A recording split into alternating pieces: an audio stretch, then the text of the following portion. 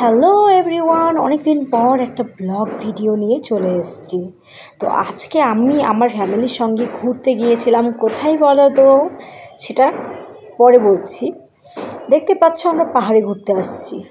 তাহলে তোমরা বলো, তোমাদের কার কার পাহাড় ভালো লাগে আর কার কার সমুদ্রে ভালো লাগে? কমেন্টে অবশ্যই জানিয়েছো। আমার কিন্তু অবভিয়াসলি পাহাড় অনেক বেশি পছন্দের, অনেক বেশি ভালোবাসার জায়গা। পাহাড়ে যাবো আর একটু স্টাইল করবো না, একটু ঘোরাফেরা করবো না, সেটা হতেই পারে না। ভোর 5টার দিকে উঠেছি, রেডি হয়েছে, বেরিয়ে পড়লাম। উঠে দেখি এত শেফালি ফুল পড়ে আছে, কিছুটা কুড়োতে পেরেছি। জিজু চলে এসছে, গাড়িতে উঠে গেলাম, লাগেজপত্র সব কিছু নিয়ে নিলাম। আর জানি আজকের দিনটা অনেক লম্বা একটা জার্নি হতে চলেছে। ভগবানের কাছে ওই প্রার্থনা করলাম যেন সবাই ভালো থাকি। তো দেখো বেরিয়ে পড়েছি, আর সকালটা শুরু করলাম জানো কী দিয়ে? পাহাড়ি চা দিয়ে। তো চা আমি খুব একটা পছন্দ করি না, চা লাভার আমি নই, কিন্তু চায়ের কালারটা দেখে জাস্ট খেতে ইচ্ছে করলো। আর আমরা বাঙালিরা তো চা খাই। তো আমি আজকে ডায়েট কিচ্ছু মানবো না, আজকে আমি যা খুশি তাই খাবো। তাই পাহাড়ি ম্যাগি খাবো না সেটা কোনো দিন হতেই পারে না। আমি নিয়ে নিয়েছিলাম ম্যাগি, আর আমার দিদি সেখানে ভাগ বসালো। কী আর করার, দিদি হয়, দিদি তো হবেই।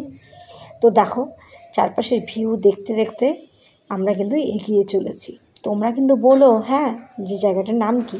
আমরা কিন্তু এসে পৌঁছে গেলাম অ্যাম্বিওকে। জানি না এটা উচ্চারণ আমি ঠিকঠাক করতে পারলাম কি না, কিন্তু জায়গাটা কিন্তু অসাধারণ ছিল।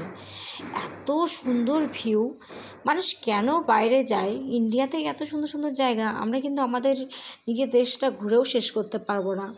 আমাদের নিজেদের দেশে এত সুন্দর জায়গা থাকতে আমরা জানি না কেন বাইরে যাই। তোমরা কিন্তু দেখি কে কে তোমরা সঠিক উত্তর দিতে পারো। তো আমরা যে পাইন ফরেস্টে চলে এসেছি, আর এখানে এসে অনেক অনেক অনেক অনেক ছবি উঠালাম। আমার না একটা জিনিস খুব খারাপ লাগে, আমি সবাইকে এত সুন্দর সুন্দর পিকচার ক্লিক করে দিই, কিন্তু আমার বেলা জানি না সবাই এত আলসেমি বা অনীহা কেন করে। একটাও পিকচার আমার আপলোড করার মতো ভালো নেই। পাহাড়ে এসছি আর পাহাড়ের ভিউ দেখবো না, সেটা কখনো হতেই পারে না। এটা কিন্তু লাভার থেকে যে নিচের ভিউটা সেটা। এখানে একটা উডেন ব্রিজ ছিল, সেখান থেকে আমরা নিচে দেখছিলাম। তো জানো আমার পাইন ফরেস্ট দেখলে ওই হন্টেড ফিল্মের আইয়ারের কথা মনে পড়ে। কতটা ভয়ানক ছিল না?